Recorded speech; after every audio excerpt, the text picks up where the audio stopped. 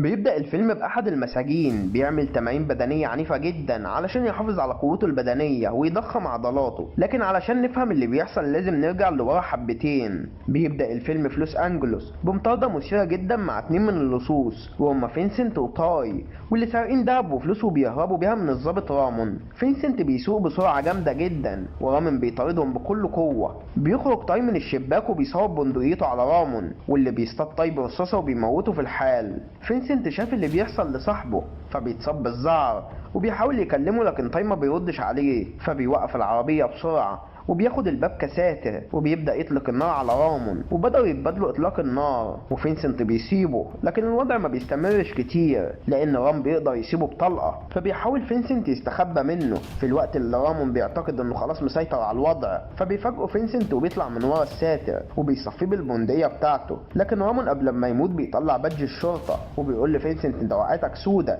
لأنك قتلت ضابط شرطة في لوس أنجلوس. بعدها بتنجح الشرطة في القبض على فينسنت وبيروح السجن، وهنا بتبدأ الأحداث. وأثناء وجوده في السجن بيمارس تمارين بدنية عنيفة جدا علشان يحافظ على لياقته. بتمر سنين وتعدي وبنلاقي إن أليكس والد فينسنت ما يعرفش هو فين لحد ما بيستقبل مكالمة من محقق خاص، واللي بيعرفه إن ابنه بقى اسمه دلوقتي فيكتور، وإنه محبوس في سجن في كاليفورنيا، وإن حياته اتغيرت بشكل كامل، وحكى له عن المطاردة اللي حصلت بالتفصيل. وأليكس بينصدم جدا لما بيعرف إن ابنه اتصاب في المطاردة وبيحس بالحزن الشديد، وقرر يزور ابنه في السجن رغم إن علاقتهم ما كانتش أحسن حاجة، لكنه في الأول والآخر ابنه. بعدها بيوصل أليكس لكاليفورنيا وبيتبع كل القواعد لدخول السجن وبيخضع للتفتيش الذاتي وبيملى كل البيانات المطلوبة منه. بعدها بيدخل أليكس غرفة الزيارة وبيبدأ يتكلم مع ابنه، وبيكون واضح جدا إنه زعلان منه، لكن أليكس بيحاول يقرب المسافات فبيسأله عن أحواله وهو إزاي عايش في السجن. فبيبدأ يفكر فينسنت في السجن المخيف المظلم واللي بيتعرض فيه للاعتداء من الحراس والمساجين، لكنه شجاع ومستعد للدفاع عن نفسه ضد اي حد مهما كان حجمه. بعدها بيقول أليكس ان عنده خطة علشان يخرجه من السجن، لكن الحوار بدأ ياخد منحنى تاني لما فينسنت بدأ يتكلم عن أليكس وشغله القديم، وانه طول الوقت ما كانش جنبه حتى في الحفلات المدرسية، وان يوم وفاة والدته أليكس ما كانش موجود. فبيحاول يبرر لابنه، لكن فينسنت ما بيقبلش اي كلام منه وبيقوم من قدامه وبينهي الزيارة وهو في قمة انفعاله. بعدها بنشوف سجين تاني في السجن وهو ماكس، واللي بيحضر لجنة البحث الإفراج المشروط عنه، وبنعرف من المحققين اللي بيحققوا معاه انه اتحاكم بسبب اشتراكه في 4 تفجيرات إرهابية، وهو في السجن شارك في قتالات نتج عنها إصابة المأمور وتصفية عين أحد المساجين. وبيسألوا المحقق بمنطقية ايه السبب اللي ممكن يخليهم يدوله إطلاق سراح خاصة بعد كل اللي عمله. فماكس بيرد عليه بهدوء وبيقول له لأن وجودي في السجن أخطر بكتير من وجودي بره. فبيصوت أعضاء لجنة إطلاق السراح بالإجماع على رفض طلب ماكس، وبيسألوا المحقق إذا كان عاوز يضيف أي حاجة، فبيبدأ يشتم فيهم لكن بكل هدوء وبرود، وبيحاول يستفز الشرطي اللي كان قابض عليه. فبيتوجه الشرطي ناحيته بغضب، لكن فجأة بتكون حارسة الأمن اللي واقفة على الباب ملاحظة، فبتمسك مسدسها وبتضربه طلقة مباشرة في نص دماغه وسط ذهول المحققين ورعبهم. وبيسأل ماكس واحد منهم على الساعة، فبيقول له الساعة 1 بالظبط. في الوقت ده بيكون أليكس والد فينسنت في الحمام، وفجأة بيحصل انفجار ضخم بيهز مبنى السجن بالكامل، وفجأة بيفك ماكس الكلبشات بمنتهى السهولة وبيكلم الحارسة اللي متفق معاها، وبترفع مسدسها وبتصفي كل الضباط اللي موجودين في غرفة التحقيق. وبيبدأ المساجين يلاحظوا اللي بيحصل في المبنى، وبيبدأ الضباط والجنود في السجن يتأهبوا للخروج علشان يتصدوا للي بيحصل، لكن بيعترض طريقهم أحد أفراد عصابة ماكس بيغربل أجسامهم برصاص. بعدها بيتواصل لوك مع ماكس عن طريق ميكروفون في السجن الداخلي، وبيمسك ماكس الميكروفون وبيكلم المساجين وبيعرفهم انهم قدام خيار من اتنين، يا اما ينضموا لفريقه او اللي عايز يهرب من السجن يتفضل، لكنه بيحذر اي حد يلعب دور البطل والا هيكون جزاؤه القتل فورا. المساجين بيكونوا في حالة دهشة من اللي بيحصل، وصوت الفوضى اللي حاصلة في السجن بيعتبره ماكس زي صوت الموسيقى وهو عازف السيمفونية. بعدها بيطلب من الحارسة تديله تليفون، وده علشان يكلم وسائل الاعلام والاف بي اي ويقول لهم على مطالبه وشروطه. وبتبدأ الحارسة تصور فيديو بالفعل وبيعلن للعالم كله ان قدر يستولى على السجن وانه بقى تحت تصرفه، وبيهدد الكل لو ما نفذوش طلباته هيفجر باقي المبنى. وبتكون طلباته هي الافراج عن 6 من المجرمين وتسليمهم لبلد ما عندهاش اتفاقية تبادل مساجين مع الولايات المتحدة، وبيدي السلطات مهلة 6 ساعات علشان ينفذوا مطالبه. ويوفروا له كمان طياره هليكوبتر علشان يقدر يخرج بيها من السجن. في الوقت ده بيخرج أليكس من الحمام وبيصادف احد رجاله ماكس واللي كان لابس بدله احد الضباط، وبيعرف أليكس ان تبع العصابه لما بيلاحظ ان الشاره اللي على البدله باسم سميث، وده بيكون الشرطي اللي استقبله في بدايه زيارته لابنه، وان اللي لابس البدله دلوقتي اكيد مش هو سميث الحقيقي. فبيدعي أليكس انه مصاب في كتفه بسبب الانفجار، وبيطلب من فرد العصابه انه يوصله للمخرج بتاع المبنى علشان يروح المستشفى. وبيمشي فرد العصابه قدامه وبيسأله أليكس علشان يتأكد إذا كان له أخ هنا في السجن بنفس الاسم. فبيحس الراجل إن أليكس بيشك فيه، فبيطلع سلاحه وبيلف يضربه، لكن أليكس بيتفادى الرصاص بكل احترافية وبيستخبى منه، وبيخرج ويضرب المجرم ويوقعه على الأرض. وبيكون واضح إن أليكس خبرة في الفنون القتالية، لأن المسجون ما خدش في إيده ثواني وقدر يهزمه بكل سهولة. بعدها بياخد أليكس السلاح منه وبياخد اللاسلكي، وأحد أفراد العصابة بيتصل عليه فبيمثل إنه سميث وبيقول له إنه تمام، واحد من المساجين كان بيهاجمه لكنه قضى عليه على السريع. وبيوصل المفتش كولمان لمكان السجن وبيسأل المساعد بتاعه عن اللي حصل، وبيقول له المساعد عن عدد المساجين اللي هربوا وعدد اللي تم القبض عليهم، وبيعرفوا ان المسؤول عن اللي بيحصل هو ماكس، واللي بيتضح انه كان ضابط سابق وكان مسؤول وحدة التفجيرات في مكافحة الارهاب. بعدها بيروح ماكس بيقابل لوك واللي بيوري له مجموعة من المساجين اللي بيتطوعوا علشان ينضموا للفريق بتاعه، وبيكون من ضمن المجموعة فينسنت وزميله في السجن ريكو اللي بيتقدم وبيقول انه مستعد يضحي باي حاجه مقابل ان ينضم ليهم. لكن في حركه غير متوقعه ماكس بيصفي ريكو بيقتله بوحشيه قدام كل المساجين وسط ضحك هستيري من لوك واللي بيساله عن سبب قتله، فبيعرفوا ان ما ينفعش يثق في حد بيتطوع من نفسه ويتكلم في الاول. بعدها بيتوجه بالسؤال لمجموعه من المساجين اذا كان في حد يعرف مكان مخزن الاسلحه. بيرفع فينسنت ايده بيقول له ان يعرف من مكان، فبيأمر ماكس انه يوري باقي العصابه مكان المخزن. في نفس الوقت اللي المفتش كولمان بيمسك مكبر الصوت وبيتوجه بالكلام لماكس، وبيعرفوا ان تنفيذ مطالبه محتاجه وقت، وبيهدد اي نزيل في السجن يتقبض خارج اسوار السجن بان عقوبته هتكون كبيره جدا. وعلشان يحسسوا ماكس ان هو اللي مسيطر بيضرب كام طلقه في الهواء، وبيقول له عن طريق الميكروفون ان قتل طبيب السجن برصاصه في راسه، وبيعرفوا ان كل تاخير هيتسبب في قتل رهاين. وكولمان بينفعل جدا، لكن بيكون أليكس سامع صوت كولمان وبيتضح ان أليكس صديق قديم لكولمان، فبيتصل بيه وبيحذره من طلبات ماكس. وأليكس بعدها بيسمع صوت اتنين من العصابة وهم رايحين الحمام، واحد منهم بيدخل جوه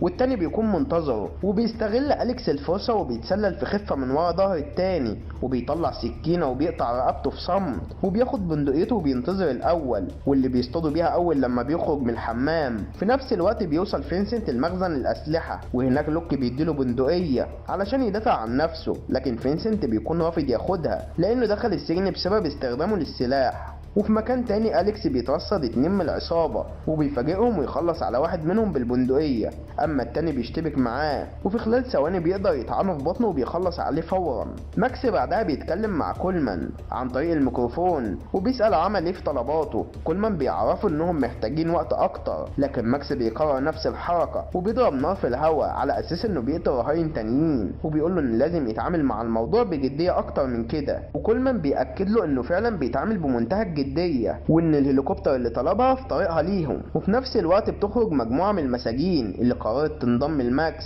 في الانتقام بقيادة فينسنت اللي بيلمح ابوه من بعيد وبيتفاجئ بوجوده، لكنه بيمشي مع باقي الفريق في الوقت اللي أليكس بيطلع من جيبه قنبلة دخان وبيصفر وبيستخبى، واعضاء الفريق بيستغربوا لما بيسمعوا الصفارة وبيتقدموا علشان يعرفوا مصدر الصوت، بس أليكس بيرمي القنبلة واللي بتنفجر وبتطلع دخان كثيف جدا، فبيستغلوا أليكس وبيتخذوا كساتر وبيتسلل في وسط الدخان لحد ما بيوصل لواحد منهم وبيذبحه بسكينة، والتاني بيحاول انه يشتبك معاه، لكن أليكس بيستخدم خبرته في الفنون القتالية وبيخلص عليه في لحظات. بعدها بيتجه فينسنت ومجموعة من المساجين للغرفة اللي فيها ماكس وبيسألوا فينسنت عن مكان الجثث. ماكس بيقول له ان مفيش جثث ولا حاجة لانه كان بيخدع المفتش كولمان وبيتوسم في ماكس الذكاء، ففينسنت بيطلب منه يقعد معاه وبيمشي باقي المساجين وبيقعد يشرح له ليه اتحول من ضابط شرطي الارهابي متخصص في التفجيرات، وبيقول له ان الناس لازم تتعاقب لانهم جهلة ومتخلفين. وفي وسط حديثهم بيدخل الغرفة مسجون وبيبلغ ان في واحد قتل اتنين منهم،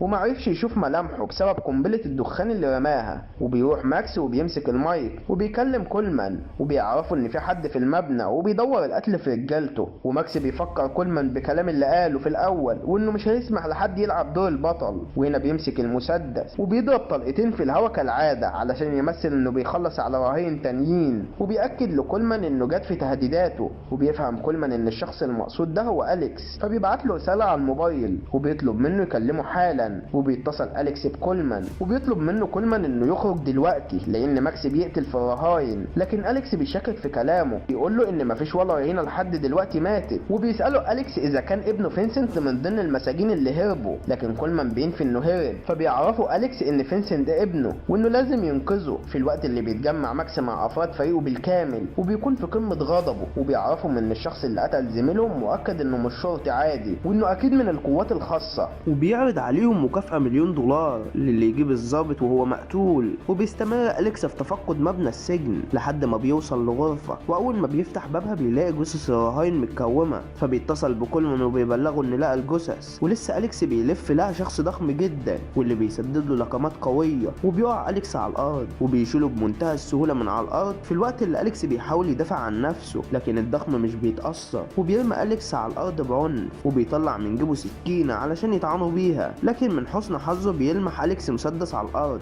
فبياخده وبيغربله بالرصاص، لكنه بيكون لسه شايل السكينة ويحاول يطعنه لكنه بيموت اخيرا. بيتصل ماكس بعدها بكولمان عن طريق رقم مجهول، وكولمان بيفتكر انه أليكس هو اللي بيتصل فبيتسرع وبيقول اسم أليكس. وماكس بيستنتج ان في تواصل ما بين كولمان وأليكس، لكن كولمان بيقول له ان الرهاين اتقتلوا بالفعل. وهنا ماكس بيتفاوض مع كولمان واللي بيقول له ان اقصى حاجة ممكن يحصل عليها هو انه يوصله للمكسيك بعدها مع نفسه. وبيخرج يدور فينسنت على ضابط علشان $1,000,000، وبيتفاجئ ان ابوه قصاده. فينسنت بيلوم ابوه على قتل افراد العصابة، والكلام ده بيفاجئ أليكس وبيسأل ابنه عن المنطق اللي يخليه ينضم لواحد مخبول زي ماكس. وفينسنت بيدافع عن ماكس وبيتضح انه معجب بأفكاره جدا، وأليكس بيحاول يعقل ابنه ويخليه يتراجع عن اللي بيعمله، وبيفهمه ان بمجرد خروجه من السجن هتصفيه الشرطة. وفينسنت بيكون مش مقتنع بكلام أليكس واللي بيقول له ان ماكس قتل الرهاين كلهم، فبيقول لابوه انه بيكذب. وبينفعل أليكس وبيأكد له انه بيقول الحقيقة وانه شاف الجثث الرهاين بنفسه،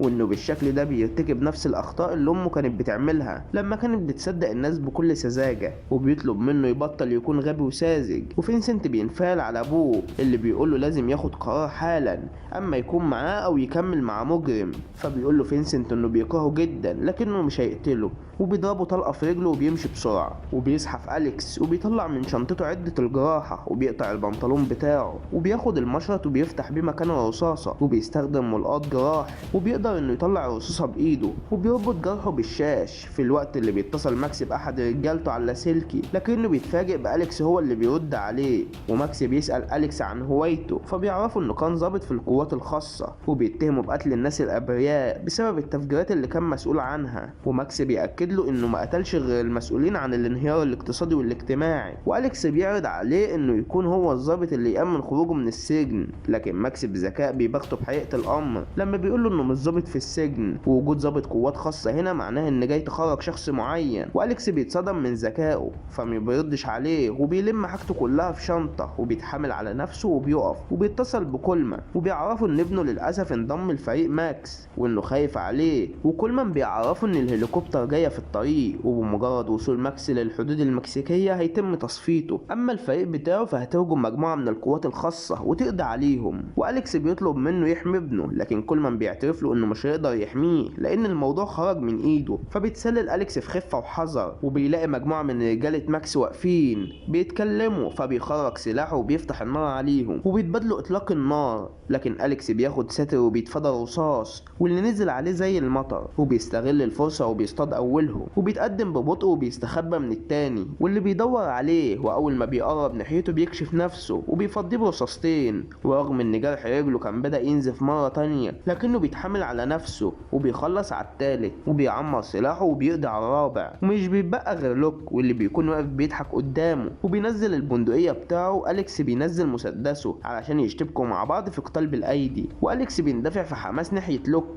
وبيسدد له ضربات مميتة في جسمه، لكن ضخامة لوك بتخليه يستحمل اللكمات، وبخبث بيمسك الجرح اللي في رجل أليكس وبيسبب له ألم، وبيقعد أليكس على الأرض ماسك رجله وبيتألم. ولوك بيفضل يتكلم عن ماضيه القذر كجندي سابق في حرب أفغانستان، وإنه اكتشف إنهم مجرد قطع شطرنج والمسؤولين الكبار بيلعبوا بيهم، علشان كده انضم لماكس. وبيستغل أليكس استرسال لوك في الكلام وبيقوم تاني، وبحركة مفاجأة بيقدر يوقعه على ظهره وبينزل على وشه بضربات عنيفة ومميتة، وبيختمها بسيف بكف ايده على رقبته علشان ينهي حياته القذرة. فبيتصل كولمان بماكس وبيطلب منه يجهز نفسه خلال 5 دقايق لأن الطيارة وصلت. فبيؤمر ماكس فينسنت إنه يجي معاه، وفينسنت بيسأل عن باقي الفريق، وماكس بيعرفه إنه مش هياخد أي حد معاه، وده بيخلي فينسنت مستغرب منه. وماكس بيطلب منه يسيب بندقيته علشان لو شافوه ماسكها هيصفوه في الحال. فبيسيب فينسنت البندقية بالفعل، وبيخرج مع ماكس وبيتوجهوا لسطح المبنى. لكن لما بيوصلوا للسطح فجأة ماكس بيرفع المسدس على فينسنت، وبيعرفوا إنه فهم إن أليكس هنا علشان ينقذه هو تحديدا، وممكن يكون له صلة قرابة بيه. وبيسأله هو مين، وفينسنت بيعرفوا إن أليكس أبوه لكنه مش فارق معاه، وبيعترف له إنه مش عايز أليكس ينقذه إنما عايز يروح مع ماكس. وماكس علشان يضمن ولاء فينسنت ليه بيسلمه المسدس وبيقول له يقرر مصيره بنفسه. يا ترى مين اللي هيختار؟ فينسنت بياخد المسدس وبيصوبه ناحية ماكس، وفي الوقت اللي ايده بترتعش لانه محتار في قراره ومش عارف يعمل ايه. ورغم التردد فينسنت، ماكس بيتأكد ان فينسنت ولاؤه ليه وبياخد منه المسدس. وفي نفس اللحظة اللي بتوصل فيها الهليكوبتر وبينزل منها سلم علشان يركب عليه، وفي اللحظة اللي ماكس بيطلع فيها على السلم بيظهر أليكس علشان ياخد فينسنت. لكن ماكس بيطلق الرصاص على أليكس وبيسيبه وسط زعر فينسنت، واللي ما قدرش يشوف ابوه لوحده وهو بينزل. فبيجري فينسنت على ابوه اللي بيطلب المساعدة علشان يدوس على زنات البندقية، وفينسنت بالفعل بيساعد ابوه وبيسيب ماكس في طلقة في بطنه، وبينزف ماكس بغزارة وبيحاول يتعلق في السلم لكنه بيموت. وفي نفس الوقت اللي الاب وابنه بيحضنوا بعض وبيرجع شمل عيلتهم من تاني، وبيسند فينسنت ابوه وبيطلعوا هما الاتنين من بوابة السجن وسط فرحة وارتياح كولمان اللي تمت مهمته بنجاح. وبكده يكون خلص فيلمنا. سلام.